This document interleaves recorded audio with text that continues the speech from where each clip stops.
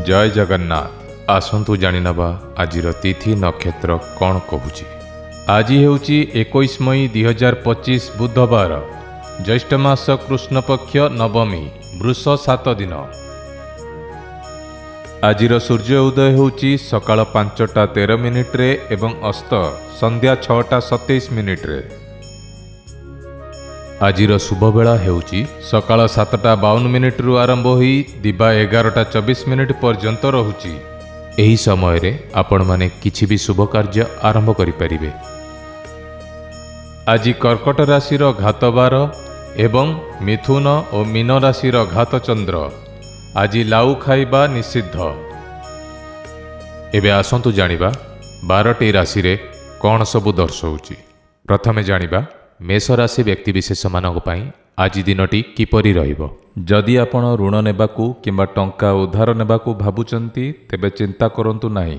जेउ काम पई आपण एहा करूचंती ताहा लाभदायक प्रमाणित हेबो। आज ग्रह मानकर गति सूचाई देउची जे आपण आपणकर टंका संबंधी योजना उपरे ध्यान देबा उचित। जे कोनोसी समस्यार समाधान शीघ्र मिल जिवो। जे कोनोसी खराब परिस्थिति रे सदयता बजाय रखंतु। आपणकर क्रोध एवं गर्व जिनिस को नष्ट करिपारे। शांत स्वभाव रखिबा द्वारा परिस्थिति शीघ्र आपणक सपक्ष रे आसीबो। छात्र छात्री माननकु बहुत प्रतियोगितार सम्मुखीन हेबाकू पड़िबो। आपणकर कठिन परिश्रम अनुसारे आपण भल फलाफल पाइबे। गणमाध्यम एवं परिचित माने आपणकु किछि नूतन योजना प्रस्तुत करिबारे साहाय्य करिबे। जो माने चाकरी करूचंती से माने अत्यधिक काम हेतु चापग्रस्त हेबे। आपणकु एपरि एक यात्रा रे जिबाकू पड़ी पारे जहा आपण चाहुनाहांती। आपणक परिवारर सदस्यंक काम रे अधिक हस्तक्षेप करंतु नाही। यह घरर वातावरण को भल रखिबो। अविवाहित लोकंक पई एक भल विवाह प्रस्ताव आशा करा जाउछि। आर्थिक परिस्थिति को नहीं चाप रहिबो। यह आपणक स्वास्थ्य उपरे मध्य प्रभाव पकाइबो। ध्यान करिबारे मध्य किछि समय बिताई दियंतु।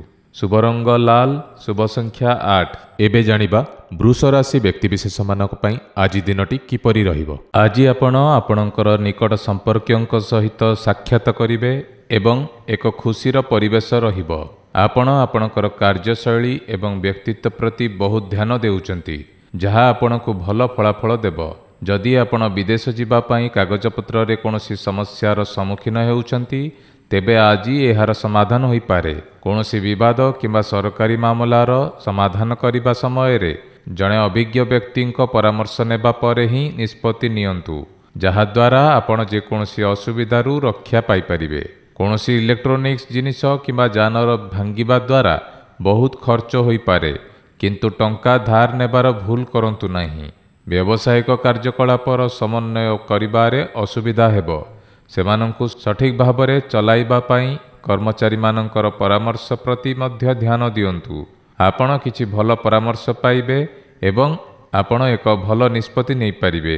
ऑफिस रे किछि राजनीति होई पारे जहा उत्तेजना सृष्टि करिवो।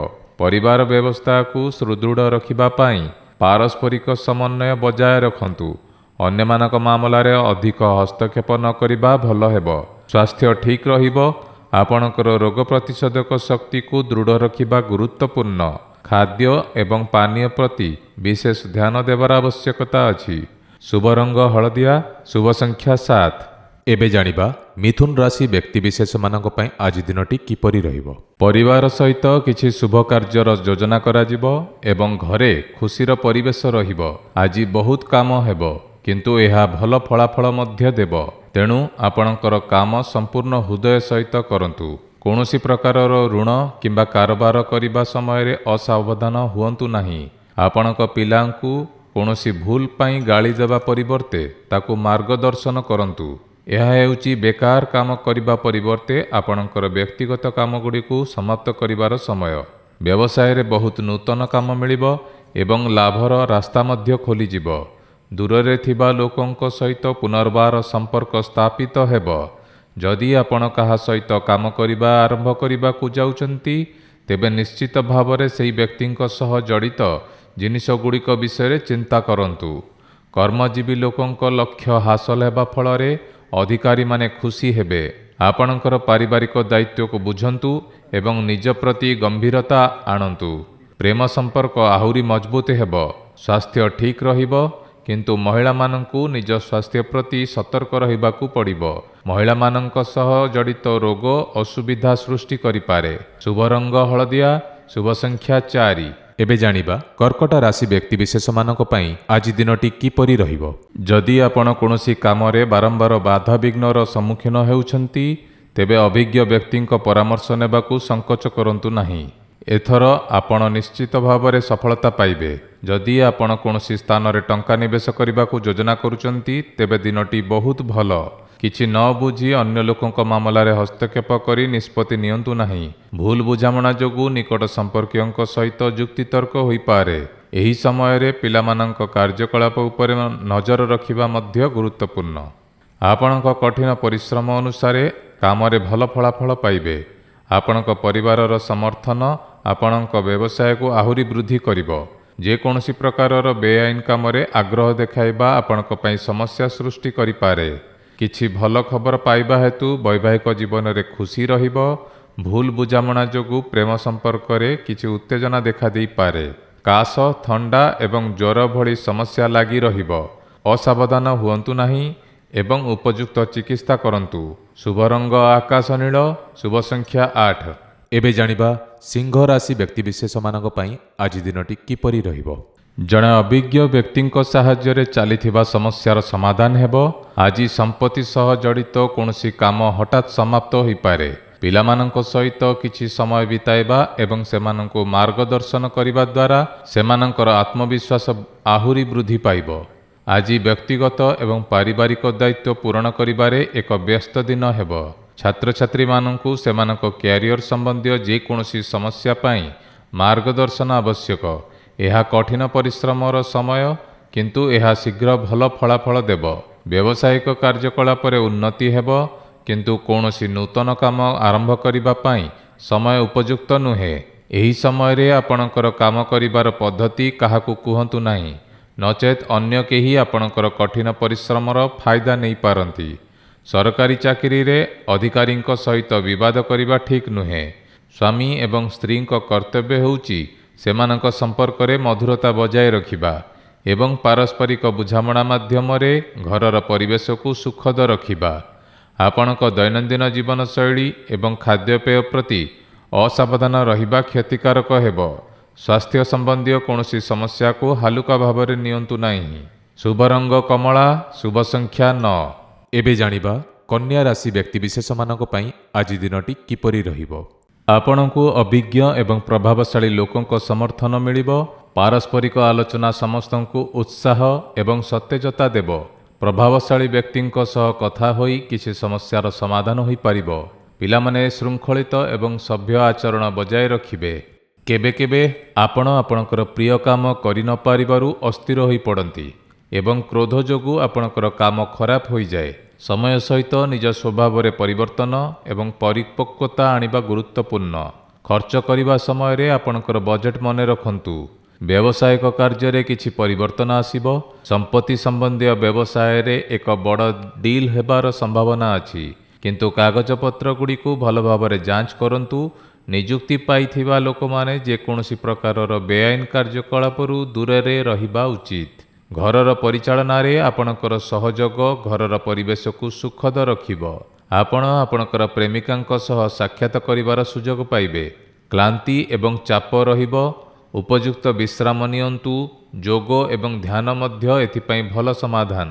ଶୁଭ ରଙ୍ଗ କମଳା, ଶୁଭ ସଂଖ୍ୟା 3। ଏବେ ଜାଣିବା ତୁଳା ରାଶି ବ୍ୟକ୍ତିବିଶେଷମାନଙ୍କ ପାଇଁ ଆଜି ଦିନଟି କିପରି ରହିବ। ଆଜି ଦିନର ଅଧିକାଂଶ ସମୟ ପରିବାରର ଆରାମ ଏବଂ ସୁବିଧା ସହିତ ଜଡ଼ିତ ଜିନିଷ କିଣିବାରେ ବିତିବ।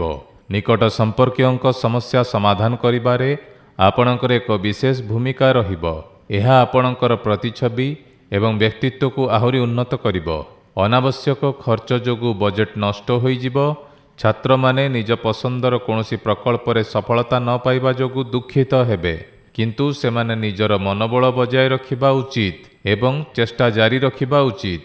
ଆଧ୍ୟାତ୍ମିକ କାର୍ଯ୍ୟକଳାପରେ କିଛି ସମୟ ବିତାଇବା ଦ୍ୱାରା ଆପଣଙ୍କର ମନୋବଳ ବୃଦ୍ଧି ପାଇବ। ବ୍ୟବସାୟିକ କାର୍ଯ୍ୟକଳାପ ସ୍ୱାଭାବିକ ରହିବ। କୌଣସି ନୂତନ କାମ ଆରମ୍ଭ କରିବା ପାଇଁ ବର୍ତ୍ତମାନ ଉପଯୁକ୍ତ ସମୟ ନୁହେଁ, ତେଣୁ ବର୍ତ୍ତମାନ ଯାହା ଘଟୁଛି ତାହା ଉପରେ ଧ୍ୟାନ ଦେବା ଭଲ ହେବ। ତଥାପି ଆର୍ଥିକ ପରିସ୍ଥିତି ସ୍ୱାଭାବିକ ରହିବ, ତେଣୁ ଚିନ୍ତା କରନ୍ତୁ ନାହିଁ। ସହକର୍ମୀଙ୍କ କାରଣରୁ ଅଫିସରେ କିଛି ସମସ୍ୟା ହୋଇପାରେ। ପରିବାର ସହିତ ଭଲ ସମୟ ବିତାଇବା ଦ୍ୱାରା ସମସ୍ତେ ଖୁସି ଏବଂ ଆନନ୍ଦିତ ହେବେ। ପ୍ରେମ ସମ୍ପର୍କରେ ମଧ୍ୟ ମଧୁରତା ରହିବ। ମୁଣ୍ଡରେ ଭାରିପଣ ଏବଂ ଜ୍ୱର ଭଳି ସମସ୍ୟା ରହିବ।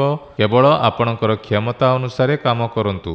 ଦୈନନ୍ଦିନ କାର୍ଯ୍ୟକୁ ଶୃଙ୍ଖଳିତ ରଖିବା ଗୁରୁତ୍ୱପୂର୍ଣ୍ଣ। ଶୁଭ ରଙ୍ଗ ସବୁଜ, ଶୁଭ ସଂଖ୍ୟା 1। ଏବେ ଜାଣିବା ବିଛା ରାଶି ବ୍ୟକ୍ତିବିଶେଷମାନଙ୍କ ପାଇଁ ଆଜି ଦିନଟି କିପରି ରହିବ। ଆଜି ଏକ ସଂଗଠିତ ଏବଂ ଶାନ୍ତିପୂର୍ଣ୍ଣ ଦିନ ହେବ। ଯଦି ଘର କିମ୍ବା ସମ୍ପତ୍ତି ସମ୍ବନ୍ଧୀୟ କୌଣସି ସମସ୍ୟା ଅଛି, ତେବେ ଆଜି ସେହି ସମସ୍ୟାର ସମାଧାନ ହୋଇପାରେ ଏବଂ ଆପଣ ଆପଣଙ୍କର ବ୍ୟକ୍ତିଗତ କାର୍ଯ୍ୟକଳାପ ଉପରେ ମଧ୍ୟ ଧ୍ୟାନ ଦେଇପାରିବେ। ପିଲାମାନେ ସେମାନଙ୍କ ପାଠପଢ଼ାରେ ଧ୍ୟାନ ଦେବେ। ଅନ୍ୟମାନଙ୍କ ଆଗରେ ନିଜର ସଫଳତାକୁ ଅଧିକ ଦେଖାଇବା ଠିକ୍ ନୁହେଁ। ଏହା ଆପଣଙ୍କ ବିରୋଧୀଙ୍କ ମଧ୍ୟରେ ଈର୍ଷାର ଭାବନା ସୃଷ୍ଟି କରିପାରେ। ଏହା ସହିତ କାହାକୁ ଆପଣଙ୍କ ବ୍ୟକ୍ତିଗତ ମାମଲାରେ ହସ୍ତକ୍ଷେପ କରିବାକୁ ଦିଅନ୍ତୁ ନାହିଁ। ପରିବାରର କୌଣସି ସଦସ୍ୟଙ୍କୁ ଆପଣଙ୍କ ସାହାଯ୍ୟର ଆବଶ୍ୟକତା ପଡ଼ିପାରେ। ବ୍ୟବସାୟରେ କୌଣସି ନୂତନ ଯୋଜନା ଶୀଘ୍ର ଆରମ୍ଭ କରନ୍ତୁ ନାହିଁ, କାରଣ ସଠିକ୍ ସୂଚନାର ଅଭାବ ମଧ୍ୟ କ୍ଷତିର କାରଣ ହୋଇପାରେ। ମାର୍କେଟିଂ ସମ୍ବନ୍ଧୀୟ କାମରେ ଅଧିକ ସମୟ ଦିଅନ୍ତୁ ନାହିଁ, କାରଣ ଏଥିରେ କୌଣସି ଲାଭ ହେବ ନାହିଁ। କାର୍ଯ୍ୟାଳୟ ସହକର୍ମୀଙ୍କ ସହିତ ଉତ୍ତମ ସମନ୍ୱୟ ରହିବ। ଆପଣ ପରିବାର ସହିତ କିଣାକିଣି, ମନୋରଞ୍ଜନ ଇତ୍ୟାଦିରେ ଭଲ ସମୟ ବିତାଇବେ। ପ୍ରେମ ସମ୍ପର୍କରେ ମଧ୍ୟ ପାରସ୍ପରିକ ଘନିଷ୍ଠତା ବୃଦ୍ଧି ପାଇବ। କାଶ ଏବଂ ଥଣ୍ଡା ଭଳି ସମସ୍ୟା ହେବ, କିନ୍ତୁ ଅସାବଧାନ ହୁଅନ୍ତୁ ନାହିଁ ଏବଂ ଉପଯୁକ୍ତ ଚିକିତ୍ସା କରନ୍ତୁ, କାରଣ ସମସ୍ୟା ମଧ୍ୟ ବଢ଼ିପାରେ। ଶୁଭ ରଙ୍ଗ ଆକାଶ ନୀଳ, ଶୁଭ ସଂଖ୍ୟା 5। ଏବେ ଜାଣିବା ଧନୁରାଶି ବ୍ୟକ୍ତିବିଶେଷମାନଙ୍କ ପାଇଁ ଆଜି ଦିନଟି କିପରି ରହିବ। ଆଜି ପରିବାର ସହିତ ଏକ ଖୁସିର ଦିନ କଟିବ।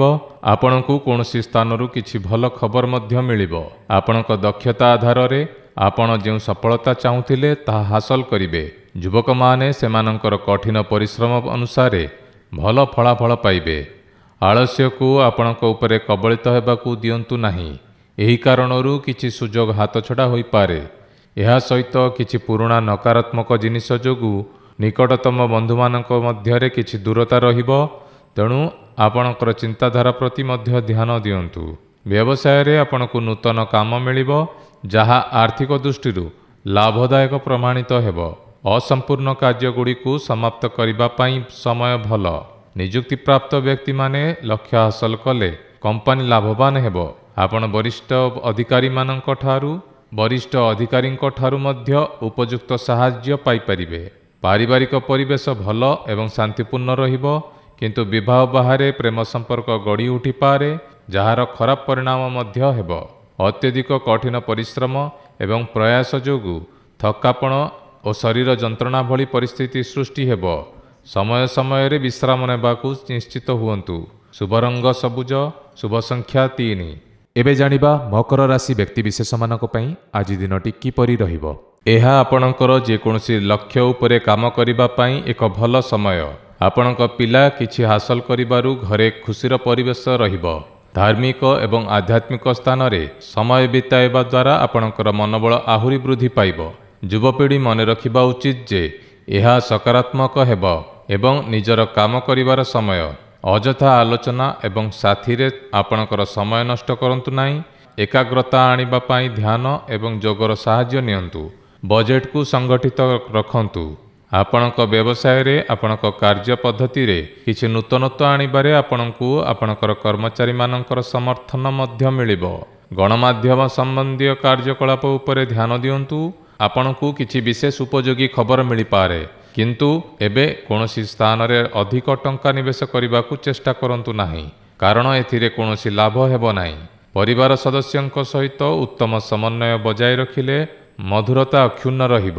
ବିପରୀତ ଲିଙ୍ଗର ଲୋକଙ୍କ ସହିତ ଭାବ ବିନିମୟ କରିବା ସମୟରେ ସାଜସଜ୍ଜା ବଜାୟ ରଖନ୍ତୁ। ପ୍ରକୃତି ସହିତ ମଧ୍ୟ କିଛି ସମୟ ବିତାଇବେ। ଏହା ଆପଣଙ୍କୁ ଶାରୀରିକ ଏବଂ ମାନସିକ ଭାବରେ ସତେଜ ଅନୁଭବ କରାଇବ। ଶୁଭ ରଙ୍ଗ ସବୁଜ, ଶୁଭ ସଂଖ୍ୟା 5। ଏବେ ଜାଣିବା କୁମ୍ଭ ରାଶି ବ୍ୟକ୍ତିବିଶେଷମାନଙ୍କ ପାଇଁ ଆଜି ଦିନଟି କିପରି ରହିବ। କିଛି ସମୟ ଧରି ଆପଣ ଆପଣଙ୍କର ବ୍ୟକ୍ତିତ୍ୱ ଏବଂ ଆଚରଣରେ ସକାରାତ୍ମକ ପରିବର୍ତ୍ତନ ଆଣିବାକୁ ଚେଷ୍ଟା କରୁଛନ୍ତି।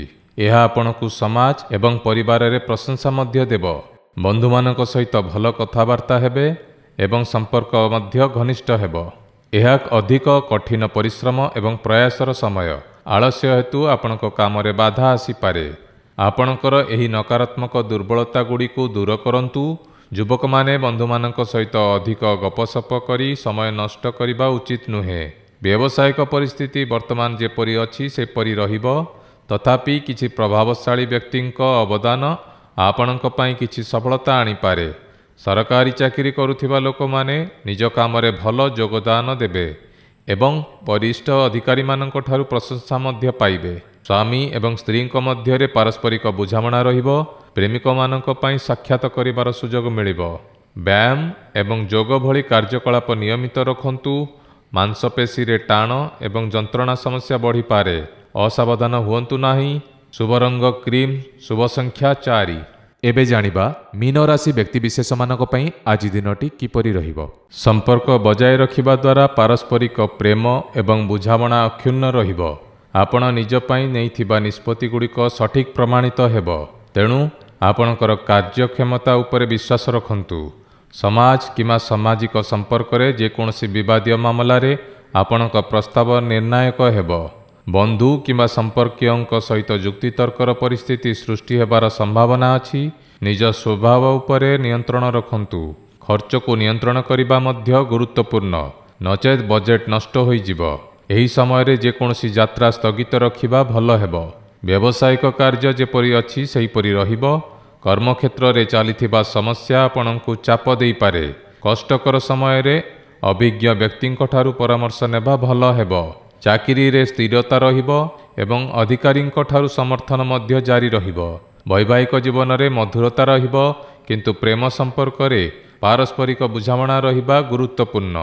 ମାଇଗ୍ରେନ୍ ଏବଂ ସର୍ଭାଇକାଲ ସମସ୍ୟା ଯୋଗୁଁ ଆପଣଙ୍କର ଦୈନନ୍ଦିନ କାର୍ଯ୍ୟଧାରା ନଷ୍ଟ ହୋଇଯିବ। ନିୟମିତ ଦିନଚର୍ଯ୍ୟା ଏବଂ ଭଲ ଖାଦ୍ୟ ଗ୍ରହଣ କଲେ ସମସ୍ୟାର ସମାଧାନ ହେବ। ଶୁଭ ରଙ୍ଗ କେଶର, ଶୁଭ ସଂଖ୍ୟା 6। ପ୍ରତିଦିନ ରାଶିଫଳ ଦେଖିବା ପାଇଁ ଭିଡ଼ିଓକୁ ଗୋଟିଏ ଲାଇକ୍ କରନ୍ତୁ ଏବଂ ଆମ ଚ୍ୟାନେଲକୁ ସବସ୍କ୍ରାଇବ୍ କରି ପାଖରେ ଆସୁଥିବା ବେଲ୍ ଆଇକନ୍କୁ ପ୍ରେସ୍ କରନ୍ତୁ।